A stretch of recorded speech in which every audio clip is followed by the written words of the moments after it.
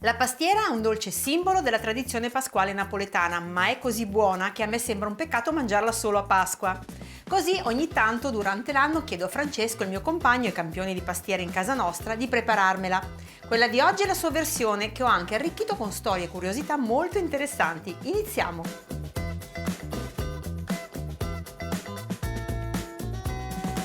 Per preparare la pastiera iniziamo dalla pasta frolla. In un cutter, quindi in un robot munito di lame, metto la farina e il burro freddo da frigo.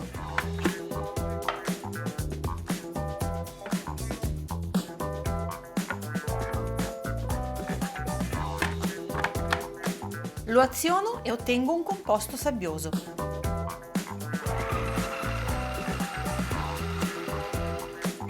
Visto? Ci è voluto veramente poco. Aggiungo lo zucchero semolato, i tuorli d'uovo, la scorza di un'arancia e di un limone e un pizzico di sale. Ora aziono di nuovo la macchina e attendo che tutti gli ingredienti si uniscano.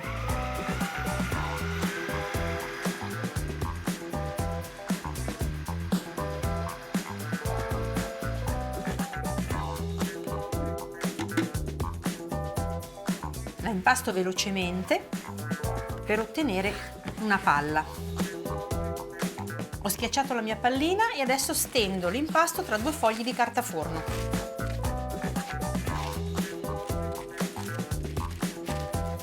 Per farlo mi servirò di un mattarello. Devo ottenere uno spessore di 2-3 mm al massimo. Ora porto la mia frolla in frigorifero. Mentre la frolla riposa in frigorifero, noi ci dedichiamo al ripieno. In un tegame verso il latte, il grano cotto, lo zucchero e il burro. Ora porto a bollore. Il composto sta bollendo, quindi adesso lo faccio addensare piano piano. Sono trascorsi circa 15 minuti, il mio composto si è addensato, spengo il fuoco e lo lascio intiepidire. Unisco al mio composto di grano ormai tiepido la ricotta, l'aroma di fiori d'arancio, l'estratto di vaniglia e il pizzico di sale. E amalgamo. Aggiungo le uova e i tuorli.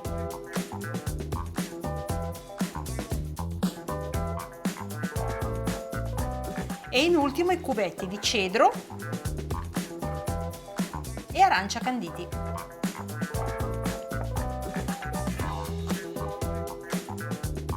Eccoci qui con il nostro impasto. Io qui ho una griglia tagliapasta a losanghe perfetta per la mia pastiera. Metto l'impasto sopra la griglia, prima però la cospargo con un po' di farina in modo che poi sarà molto più semplice staccarla.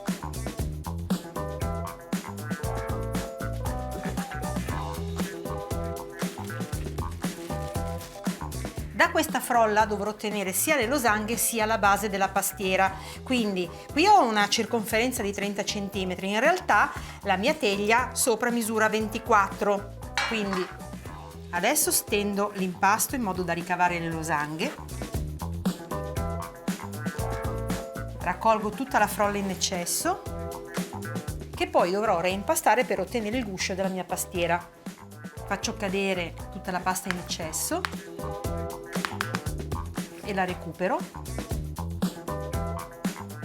estraggo la griglia dallo stampo, ci poggio sopra la mia tortiera e ritaglio la pasta in eccesso con un coltellino. Possiamo lasciare anche qualche centimetro in più. Perfetto. E riposizioniamo la griglia nello stampo. Ora la portiamo in freezer.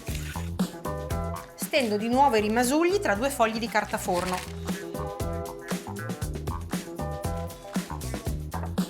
Eccoci qua. Qui abbiamo la nostra tortiera che io ho già spruzzato con lo staccante, potete anche imburrarla leggermente. Ci metto la frolla dentro.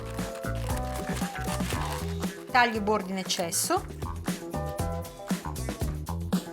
Ora prendo una forchetta e faccio dei piccoli buchetti sul fondo senza oltrepassare la pasta.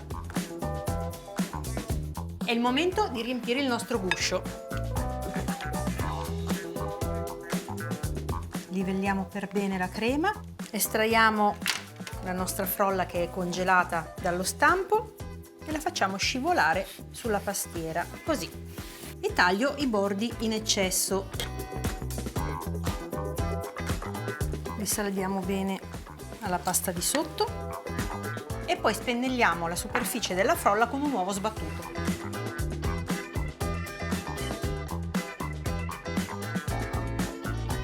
Inforniamo la nostra pastiera in forno statico preriscaldato a 175 gradi per circa un'ora. Una volta che la pastiera sarà cotta, sfornatela e lasciatela raffreddare completamente a temperatura ambiente, dopodiché potrete sformarla e poi servitevi di un piatto che metterete sopra lo stampo, così.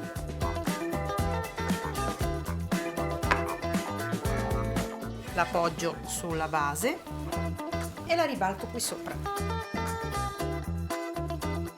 L'ultimo tocco, un po' di zucchero a velo.